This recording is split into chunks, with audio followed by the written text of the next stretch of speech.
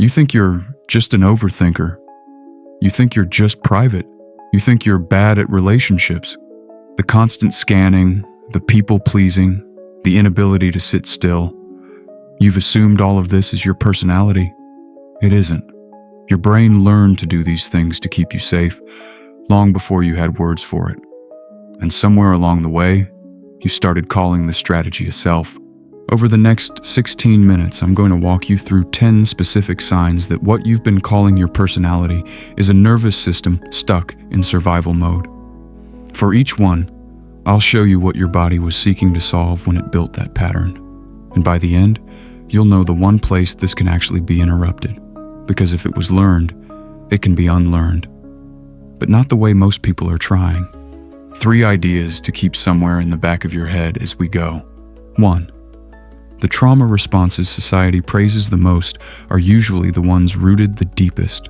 High-functioning, helpful, independent, organized. The world claps for these patterns.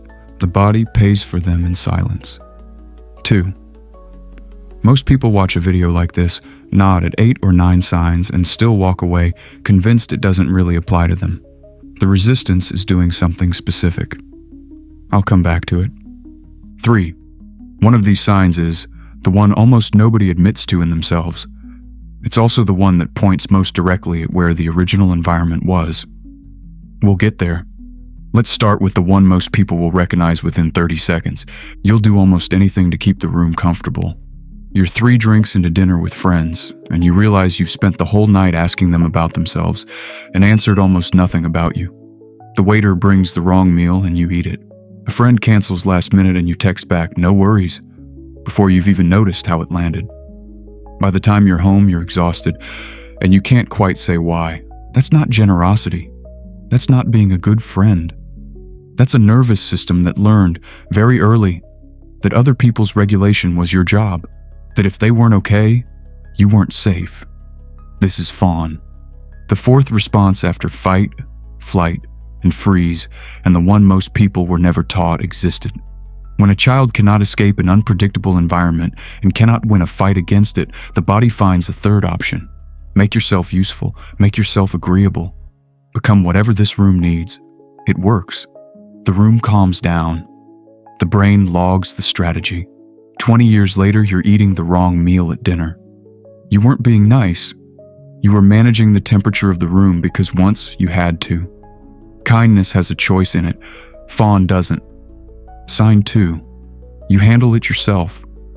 Always. Even when you don't have to.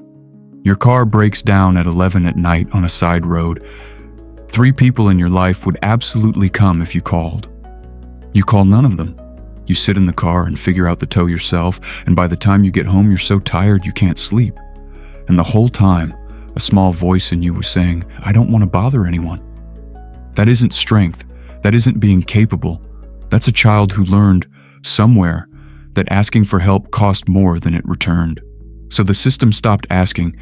This is a kind of flight, but flight inward. You're not running from people physically. You're running from the experience of needing them. The brain logged. Needing equals exposure. Exposure equals pain.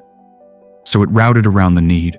Picture a house with one circuit that kept blowing. Eventually the wiring just stopped sending current down that line.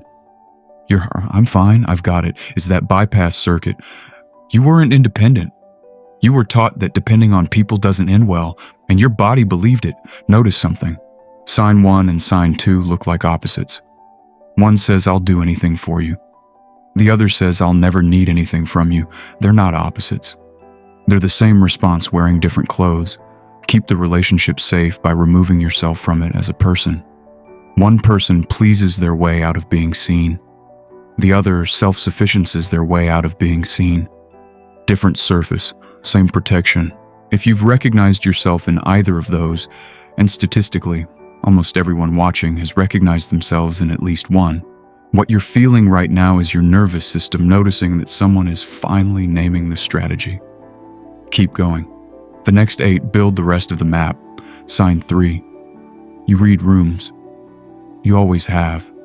You walk into your partner's parents' kitchen for the 2nd time, and within 90 seconds you know something is wrong between them. They haven't said a word about it. You can feel it in the way she's stacking the plates. Your partner notices nothing. You think you're psychic? You're not. You're scanning. What you've been calling intuition is the visible output of a system that has been on duty since you were small.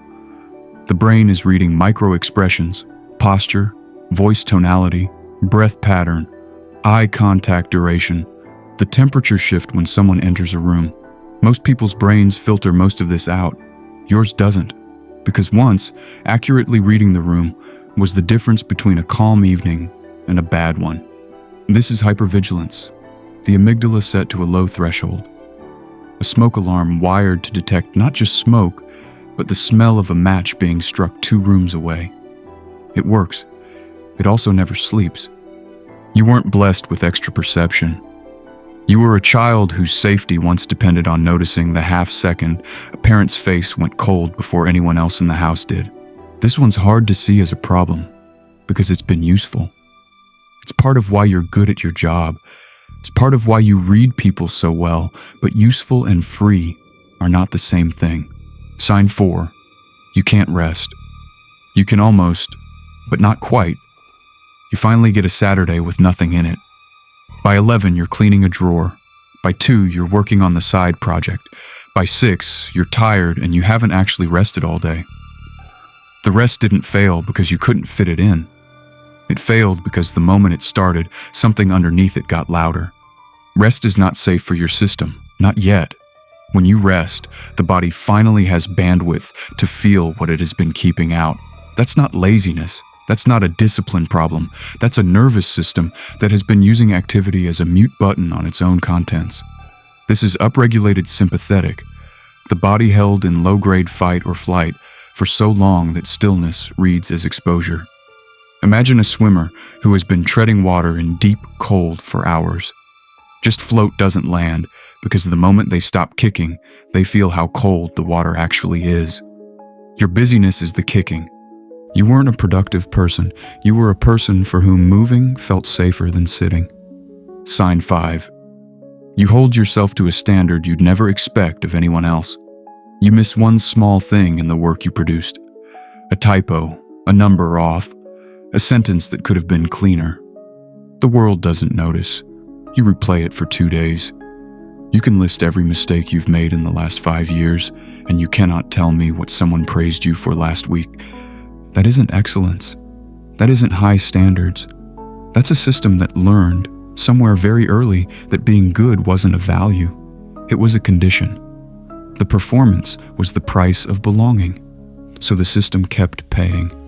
This is fawn pointed inward, at the self instead of outward at other people. The strategy is identical. Prevent the thing that hurt last time. If criticism, withdrawal of love, or sudden absence followed imperfection in the original environment, the brain builds a defense by anticipating imperfection earlier and harder than anyone else could. You weren't ambitious.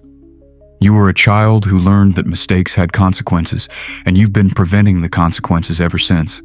If you've recognized yourself in 3 or more so far, I want to ask you something carefully. Has it started to feel uncomfortable? Not bad. Uncomfortable. There's a specific reason. Recognition is one thing, but somewhere around 5 signs in, the brain starts trying to preemptively defend the thing it doesn't want to let go of. We're about to walk into the signs most people don't want to see in themselves. Sign 6. You explain yourself when no one asked. Someone invites you for coffee on Tuesday and you can't go.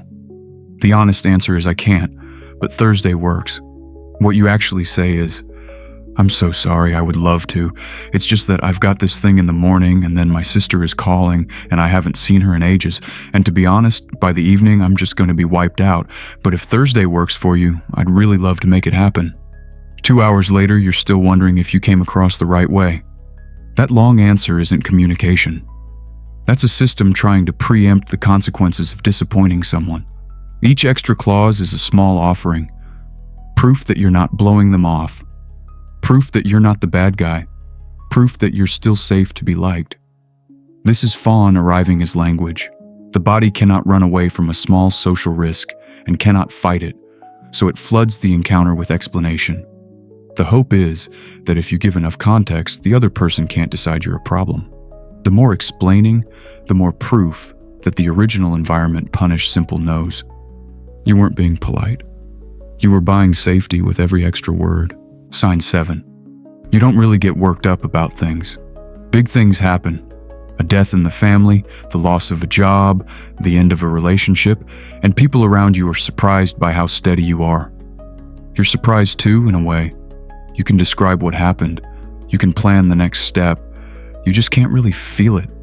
People call you mature, the calm one in the storm. You wonder in quiet moments why you don't cry at the things you should cry at. This isn't maturity. This isn't emotional regulation. This is functional numbing.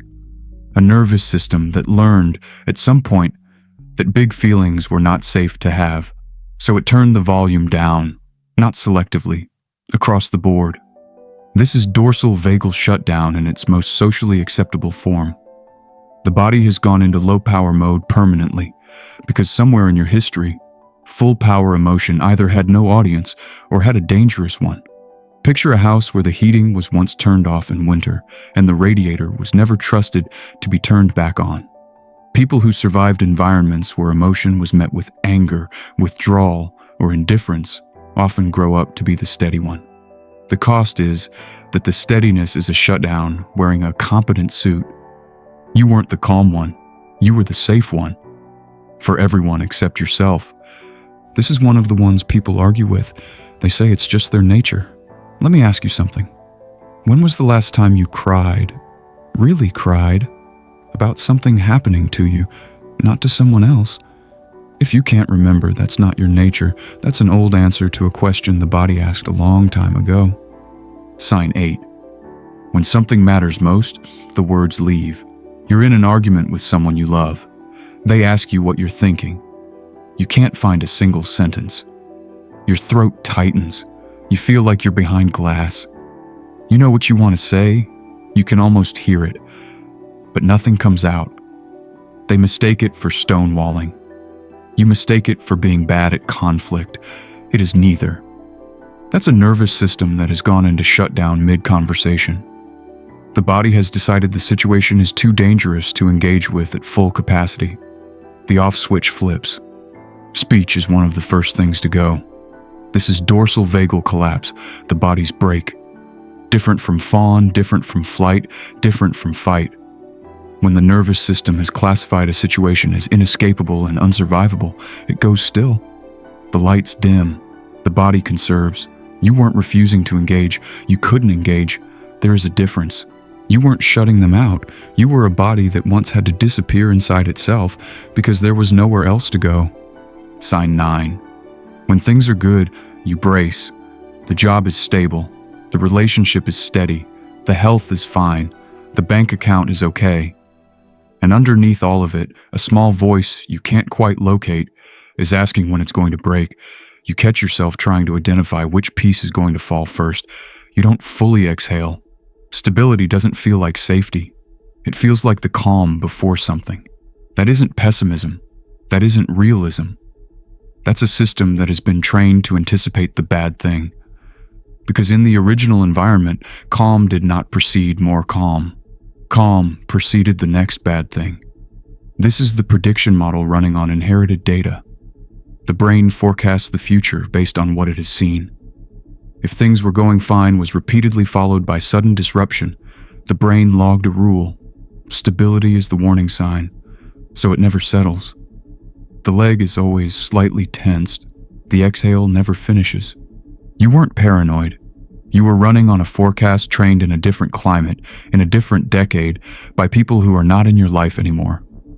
We're at the last sign. I told you one of these is the one almost nobody admits to in themselves. This is it.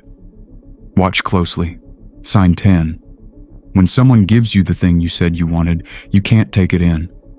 Someone tells you, sincerely, that they love you. You laugh it off. Someone praises a piece of work you spent months on. You point out what's still wrong with it. Someone offers to do something kind for you, bring you food, drive you somewhere, look after something, and you find a reason to refuse.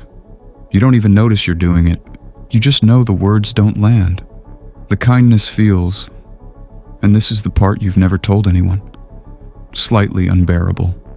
This isn't humility. This isn't being uncomfortable with attention. This is a felt safety mismatch.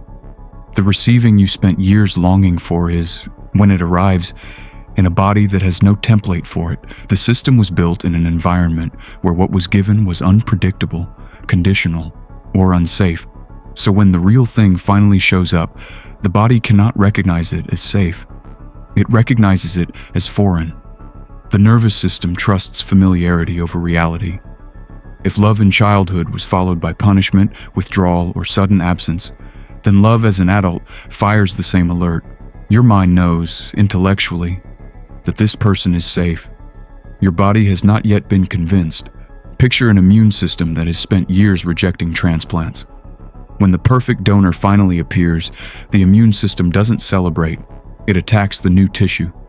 It is doing its job on outdated information.